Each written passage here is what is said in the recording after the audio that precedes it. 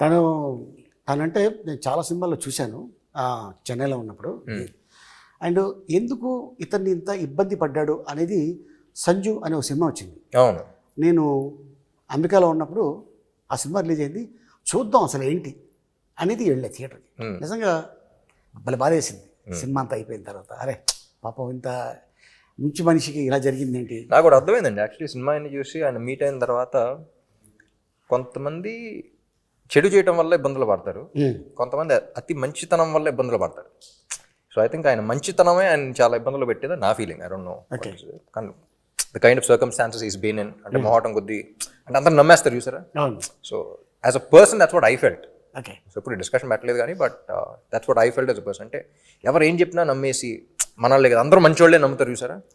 So that kind of a person. Okay, బాగా first smart శంకర్లో బాగా కష్టపడింది సీన్ కానీ సాంగ్ కానీ ఏదైనా ఉందా? ఏం లేదు, అన్ని చాలా ఈజీగా చేసా. ఈజీ కాదు, కిక్తో చేశాను అన్ని. అంతే. ఇందులో ఈ క్యారెక్టర్ అదే అంటున్నా, minute I get in to this character అసలు వేరే వాళ్ళ సంగతి కాదు కానీ నేను అసలు ఈయన ఎంజాయ్ చేసినట్టు ఎవడో ఎంజాయ్ చేయడు. ఓకే. సో ఆన్ సెట్స్ కానీ అసలు పూరి గారు చెప్తున్నప్పుడు కానీ ఇది కరెక్టా, ఇది తప్ప, నచ్చుద్దా నచ్చదా ఏముండదు. ఓకే, నేను ఎంజాయ్ చేస్తాను మాక్సిమం ఎంజాయ్ చేస్తాను.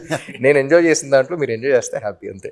ఓకే, ఆ స్లాంగ్ నేర్చుకున్నావా లేకపోతే భర్త నీకు వచ్చేసిందా? లేదండి, యాక్చువల్లీ ఇందులో ఫస్ట్ పార్ట్లో కూడా ఏంటంటే ఇది బ్యాక్ స్టోరీ, ఇది అసలు ఎక్కడ ఉన్నాడు ఏంటి ఏం లేదు ఫస్ట్ పార్ట్లో. ఓకే, అసలు ఇది ఎక్కడ ఏంటి, ఎక్కడో పుట్టాడు, ఎవడో పెంచాడు, ఏదో చేసాడు, ఎక్కడెక్కడో తిరిగాడు, కానీ తెలంగాణ హైదరాబాదీ అది ఉంటుంది.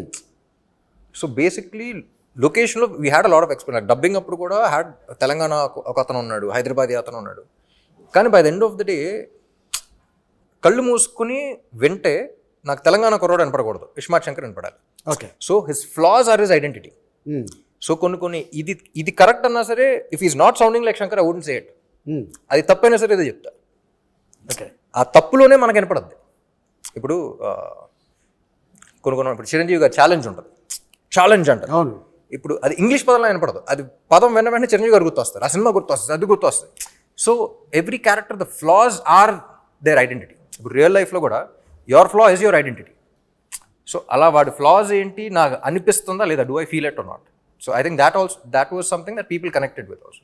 ఇప్పుడు కొన్ని మరీ హైదరాబాదీగా మాట్లాడదాం అంటే డిస్కనెక్ట్ అయిపోతాం. నేను ఒక అమ్మతో మాట్లాడే సీన్ అయినా ఉందనుకోండి, అక్కడ ప్రాపర్ హైదరాబాదీ స్లాంగ్ మాట్లాడాలంటే ఎమోషన్ దుబ్బుతారు. సో అప్పుడు కొంచెం తగ్గించి కొంచెం పర్లేదు సైడ్ ట్రాక్ వచ్చి సినిమాటిక్ లిబర్టీ తీసుకుని మామూలుగా మాట్లాడు. ఓకే, అంటే ఇప్పుడు నువ్వు హీరో అయ్యాక చాలామంది ఉంటారు ఫ్యాన్స్. నీ చిన్నప్పుడు నువ్వు ఎవరు ఫ్యాన్? నాకు చిన్నప్పుడు జిమ్ క్యారీ, జాకీ చాన్ ఆ సినిమాలు ఎక్కువ గుర్తు.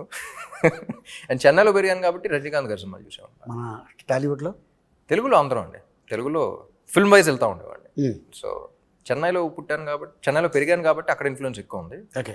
సో ఐ థింక్ తెలుగు ఇండస్ట్రీలో నాకు తెలిసి ఇంతమంది సూపర్ స్టార్స్ ఏ ఇండస్ట్రీలో లేరు, అప్పుడు లేరు ఇప్పుడు లేరు. అవును కదా. So that ways I think our industry is genuinely blessed and we have lot of options. And I enjoy almost everyone's films.